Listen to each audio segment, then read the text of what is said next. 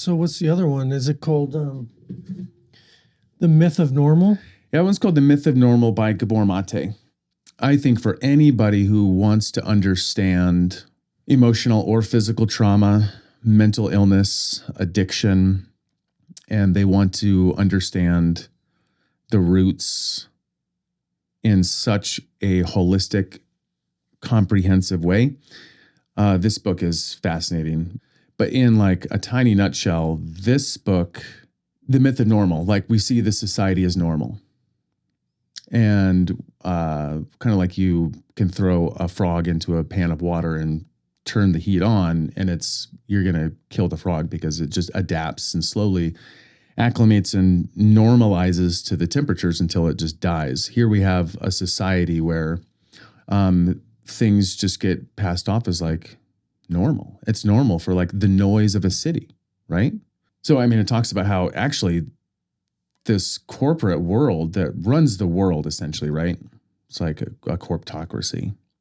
The way that life is set up right now is they're out for our dollars, they're out for our consciousness, and they don't give a fuck who's dying physically. Like, you know, they're addicting us to alcohol, tobacco, sugar, which is one of the worst of them.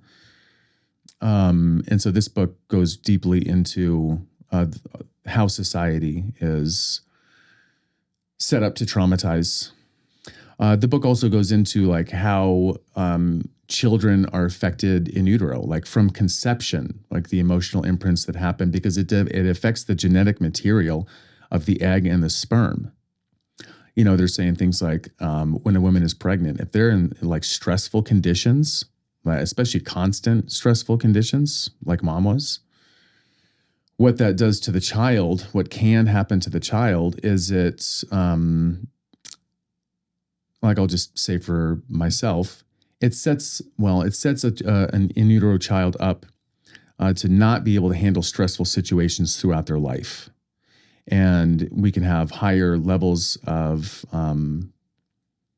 adrenaline in the body, lower amounts of cortisol. Cortisol is actually the one that goes in there and like neutralizes the other one so we can actually put us back into a place of homeostasis.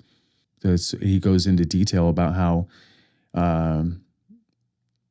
they started doing research on all these people with illnesses and then like getting to the bottom of like their traumatic experiences, either from infancy or throughout their lives, and how that sets them up genetically, like turns on and off certain genes to dispose them to be more susceptible to a wider variety of illnesses.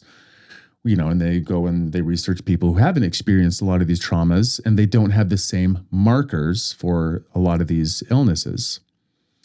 And so he's like, well, why aren't doctors, you know, when somebody comes in and they're like, I'm all fucked up in all these different ways, why isn't one of the things that a doctor's saying is like, okay, well, tell me about like what stresses you out? You know, how are you feeling emotionally? You know, can we go back and like look at some of these traumatic experiences that people have gone through?